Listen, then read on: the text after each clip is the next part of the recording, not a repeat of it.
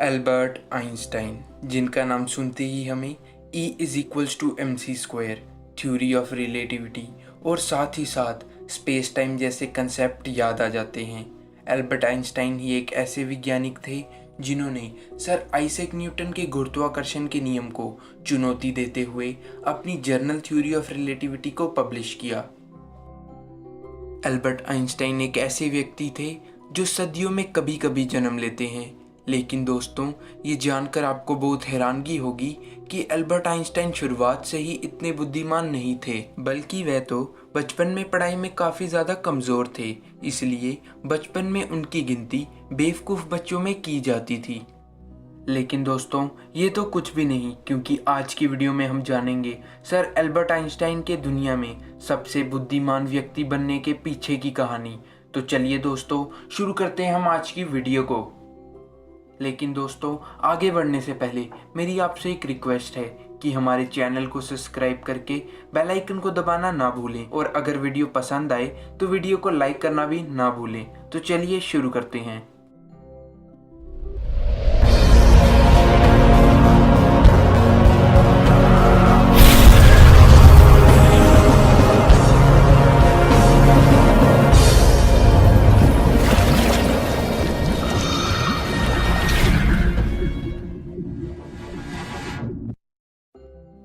14 मार्च 1879 को जर्मनी के उल्म शहर में एक यहूदी परिवार में पैदा हुए थे एल्बर्ट आइंस्टाइन। उनकी माता का नाम पॉलिन आइंस्टाइन और उनके पिता का नाम हरमन आइंस्टाइन था। आइंस्टाइन के पैदा होते ही डॉक्टर ने उनमें एक चीज़ नोटिस की, वो था उनका सिर। उनका सिर आम बच्चों के मुकाबले काफ़ी ज़्यादा बड़ा था, इसलिए कई लोग उनका मजाक उड़ाते थे और उन्हें शारीरिक रूप से विकलांग कहते थे। आइए अब जानते हैं एल्बर्ट आइंस्टाइन के बारे में कुछ ऐसी बातें जो आपको हैरान कर देंगी। नंबर 1, जिस साल ग्रेट एस्ट्रोनॉमर गैलीलियो गैलीली की डेथ हुई उसी साल जन्म हुआ सर आइजैक न्यूटन का। और जिस साल great scientist James clerk Maxwell की डेथ हुई उसी साल जन्म हुआ सर एल्बर्ट आइंस्टाइन का। नंबर 2, बचपन में आइंस्टाइन को मंदबुद्धि माना जाता था। टीचर्स ने तो यहाँ तक कह दिया था कि ये लड़का जिंदगी में कभी कामयाब नहीं होगा, और वही लड़का बाद में चलकर दुनिया का महान वैज्ञानिक बना। नंबर 3, 4 साल की उम्र तक एल्बर्ट आइंस्टाइन कुछ बोल नहीं पाते थे। एक दिन अपने माता पिता के साथ डिनर करते हुए वह अचानक से पहली बार बोले, सूप बहुत गर्म है। ये सुनकर उनके माता पिता हैरान हो गए। नंबर 4, दोस्तों आप में से कई लोगों ने सर आइंस्टाइन की इस फोटो को कई बार देखा होगा, लेकिन क्या आप इस फोटो के पीछे की कहानी को जानते हैं? इस फोटो को प्रिंसटन यूनिवर्सिटी में 14 मार्च 1951 में उनके 72वें जन्मदिन पे खींचा गया था। फोटोग्राफर ने आइंस्टाइन को मुस्कुराने के लिए कहा, लेकिन वह कई फोटो खिंचवा चुके थे, इसलिए उन्होंने हंसने की बजाय अपनी जीभ को बाहर निकाल दिया। और दोस्तों आपको ये जानकर हैरानगी होगी कि 2009 में इस फोटो की नीलामी की गई और ये फोटो 80 लाख रुपए की बिकी। नंबर 5, एक जीनियस होते हुए भी उनकी याददाश्त काफ़ी ज़्यादा कमज़ोर थी। उन्हें खुद का टेलीफोन नंबर भी याद नहीं रहता था। एक बार उनके सहकर्मी ने उनसे उनका टेलीफोन नंबर मांगा तो आइंस्टाइन पास में रखी टेलीफोन डायरेक्टरी में अपना मोबाइल नंबर ढूंढने लगे। तो सहकर्मी हैरान होकर बोला, आपको खुद का भी नंबर याद नहीं है? तो आइंस्टाइन ने शानदार उत्तर देते हुए कहा, नहीं, भले मैं किसी ऐसी चीज को क्यों याद रखूं जो मुझे कहीं ढूंढने पे मिल जाती हो। नंबर 6, आइंस्टाइन को कई बड़ी बड़ी यूनिवर्सिटी से अपने यहाँ पढ़ाने के लिए निमंत्रण आते थे, लेकिन आइंस्टाइन ने प्रिंसटन यूनिवर्सिटी का चुनाव किया। पहली बार प्रिंसटन यूनिवर्सिटी पहुंचने पर वहां के प्रशासन ने आइंस्टाइन से कहा कि आपके प्रयोग में इस्तेमाल की जाने वाले उपकरणों की सूची हमें दे दीजिए। तो आइंस्टाइन ने कहा कि आप मुझे केवल एक ब्लैक बोर्ड और एक चौक ही उपलब्ध करा दीजिए।